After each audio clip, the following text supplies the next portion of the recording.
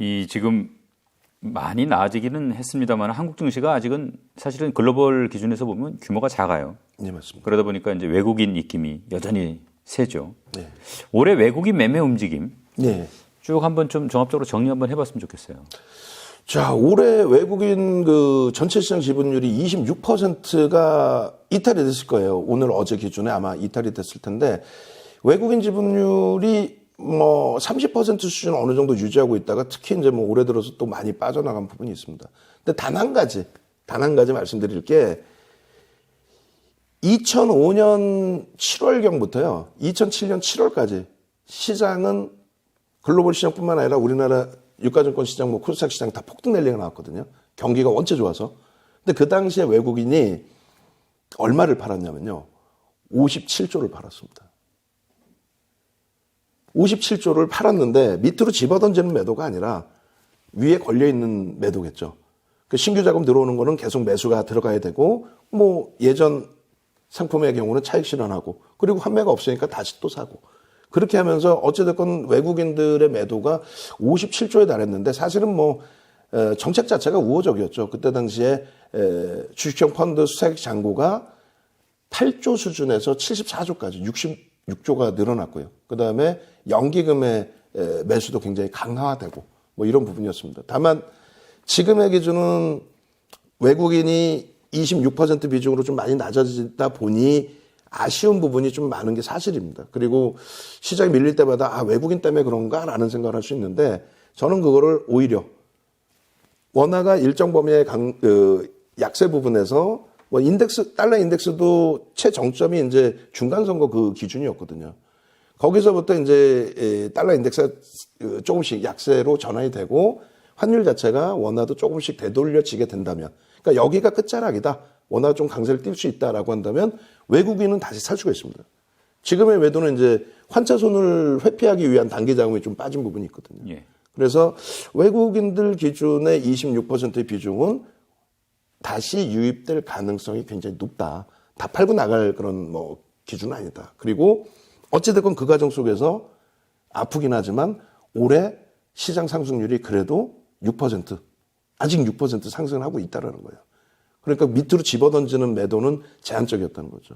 그리고 또 한 가지는 이걸 꼭 보셔야 됩니다. 그 외국인들이 뭐 사실 한 명은 아니지 않습니까? 수많은 외국계 기관 투자자들인데 올해 들어서 1월 2일부터 지금 현재까지 외국인들이 어떤 업종을 가장 많이 샀는지를 좀 보셔야 된다고 생각합니다. 예. 여기 보시면은 화면을 보시면 이제 SK 하이닉스가 뭐 26일 날 굉장히 많이 무너져 내렸죠. 무너져 내렸습니다만 6%씩 밀렸습니다만 지금 7억 2,800만 주짜리 종목인데 외국인 기관 쌍끌이로 3천만 주, 그러니까 4% 이상을 산 거예요.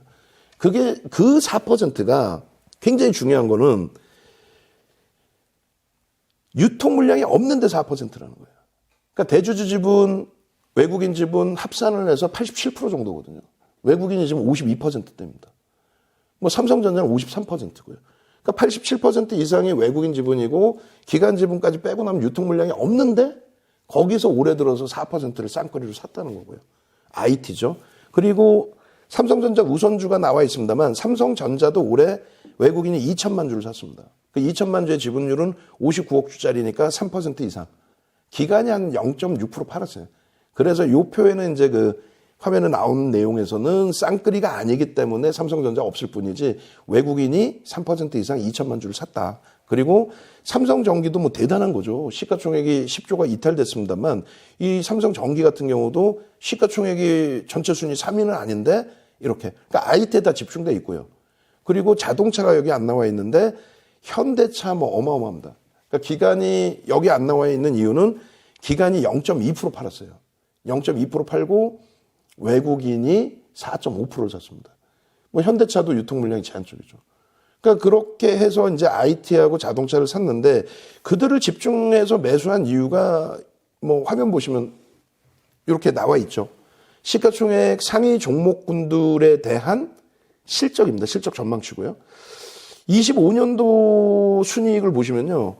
하이닉스 순이익이 9조 정도 예상이 돼요. 그럼 지금 주가로 따졌을 때 PER이 10배 수준뿐이 안 됩니다. 예.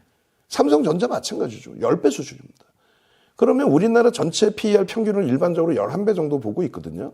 그리고 이게 지정학적 리스크 때문에 이제 할인 요인인데, 좀 오버슈팅이 나온다라고 했을 때 형성되는 IT 쪽의 PER은 대략적으로 14배, 15배 정도 나옵니다.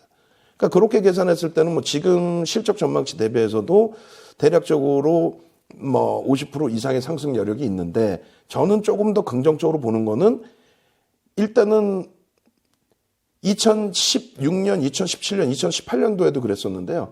전망치라는 부분은 지금 대비해서 시간이 지나면 지날수록 굉장히 가파르게 상승을 합니다.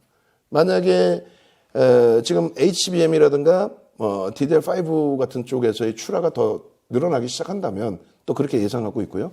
그렇다면 실적 전망치는 더 빠르게 개선될 것이라고 보기 때문에, 그래서 외국인들이나 기관들이 집중적으로 IT에 매수세가 유입된 것이 아닌가 이렇게 해석을 하고, 그리고 자동차 부분 보시면은 시가총액 지금 5위까지는 돌려놨는데 지금 영업이익 전망치가 14조, 15조 이렇게 계속 증가하고 있어요. 근데 이게 사상 최대치거든요. 특히 올해 기준에서는 우리나라를 먹여 살린 기업인 거죠. 영업이익 1위입니다. 그래서 외국인들이 공격적으로 매수한 이유는 다 이런 실적 그리고 업황 개선폭에 있다. 그러니까 여기까지는 꼭 체크하셔서 보셔야 될 부분이다.